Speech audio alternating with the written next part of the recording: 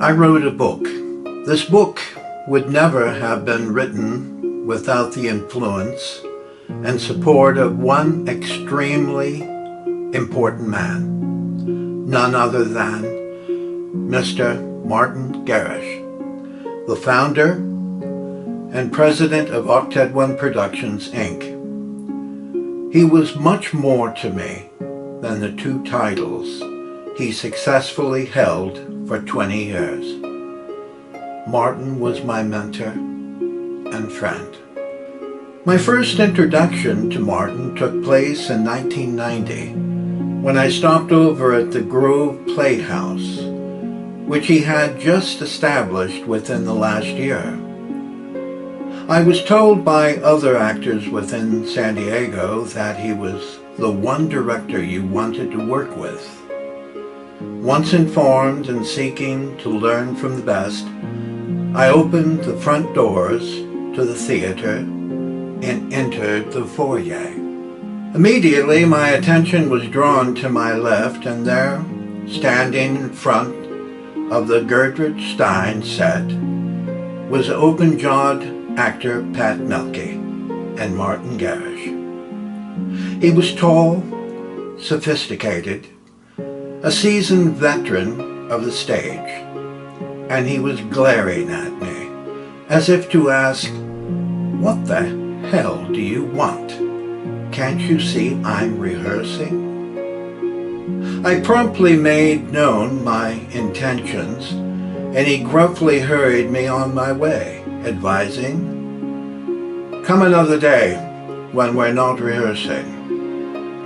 I vividly recall feeling slightly humiliated by his response, but also invigorated, knowing I had just met a true man of theater who didn't mince words with those whom he speaks.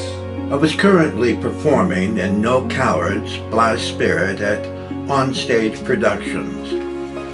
But it wasn't long before I returned to the Grove Playhouse to audition for Kind Lady, which would be directed by Pat Melke.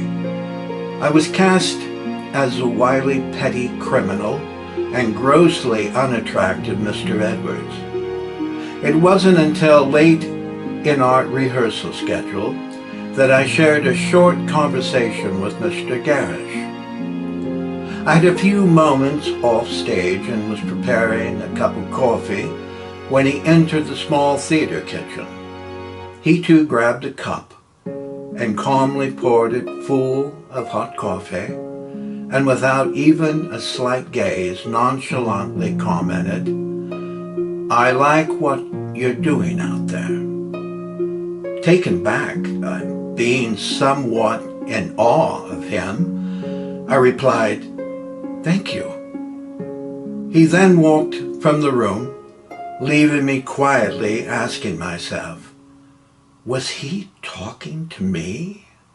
Working at the Grove Playhouse was quite special and reminded me of what it may have been like at the Group Theater in 1930s New York.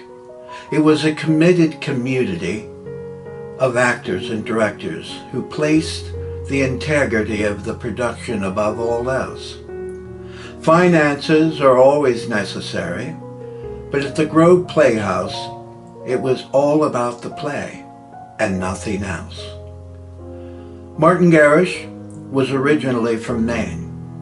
He was professionally involved in theater for nearly 50 years and shined on stage at the Old Globe Theater in San Diego, California, as Henry II in The Lion in Winter, receiving an Atlas Award for his performance, and also playing Big Daddy in Cat on a Hot Tin Roof. He designed sets, sewed costumes, constructed props, and had his hand in nearly every theatrical function. Martin was a true man of theater, and when you stood in his presence, you knew you were next to greatness. Assisting him every step of his way was his wife, Elaine Gerrish. She learned her skills of making costumes at the Oak Grove Theater. Also a stellar support was William Farnham, or Bill, as many called him. Farnham was incredibly loyal and constructed most of the sets and handled other technical duties which were required. This was the nucleus of the Grove Playhouse. Martin, Elaine, and Bill were a close-knit team where all theater business matters revolved, and they were unbeatable. The Grove Playhouse, under Martin Gerrish's watchful, experienced eyes, was a breath of fresh air to actors who wanted to learn what acting was truly all about.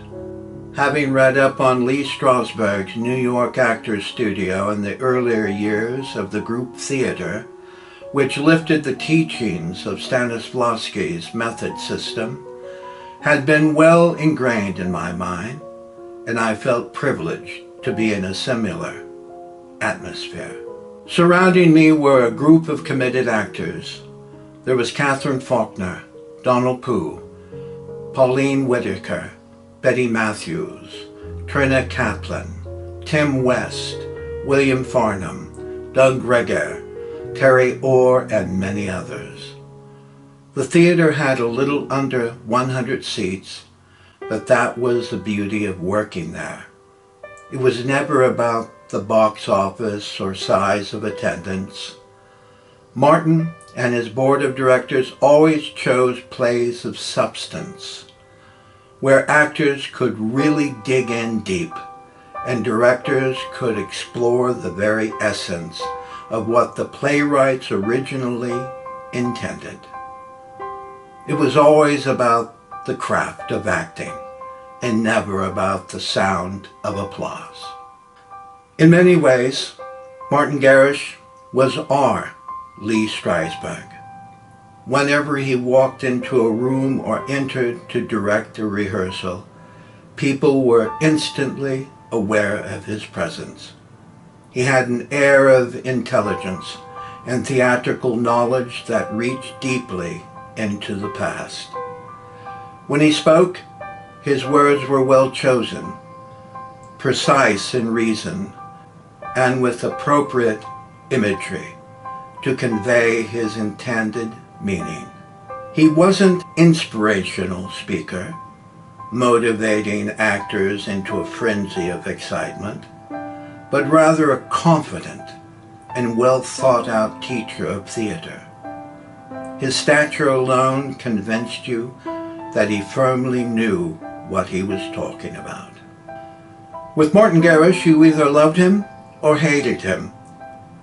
There were actors who were absolutely terrified of him. They felt intimidated by his no-nonsense approach to acting. It wasn't fun and games with him, but instead it was life, his only life. I remember him asking me once, "How come you're not afraid of me like the others are?" I simply told him I grew up around strong men and women, and that I understood him. He smiled and left it at that.